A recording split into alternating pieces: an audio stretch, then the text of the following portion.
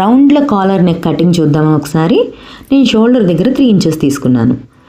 మనకి neck round height వచ్చి నేను 7 ఇంచెస్ తీసుకున్నా. ఓకేనా, దీన్ని రౌండ్గా మార్కింగ్ చేసేసుకున్నా. దీని తర్వాత బ్యాక్ నెక్ వచ్చేసి నేను ఒక 1 ఇంచ్ హైట్ అంటే బ్యాక్ డీప్ ఓకేనా తీసుకున్నా. దాని తర్వాత ఫ్రంట్ నెక్ వచ్చేసి నేను 3.5 దగ్గర నేను మార్కింగ్ చేసుకున్నా. ఈ 3.5 వెనకమాల మనం తీసుకున్న 3 ఇంచెస్ మనకి 6.5 అయింది. సో అది నేను కాలర్ కోసం తీసుకుంటున్నాను. 1 ఇంచ్ హైట్లో తీసుకుంటున్నాను. మీరు కావాలి అనుకుంటే 0.75 అంటే 0.75 కూడా తీసుకోవచ్చు, కొంచెం తగ్గించుకోవచ్చు. నేను 1 ఇంచ్ తీసుకున్నాను.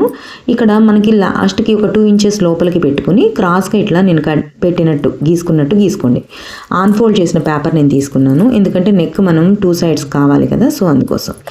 ఓకేనా, ఇప్పుడు దీన్ని మనం మామూలుగా కుట్టేసుకోవడమే, డైరెక్ట్ మార్కింగ్ చేసుకొని.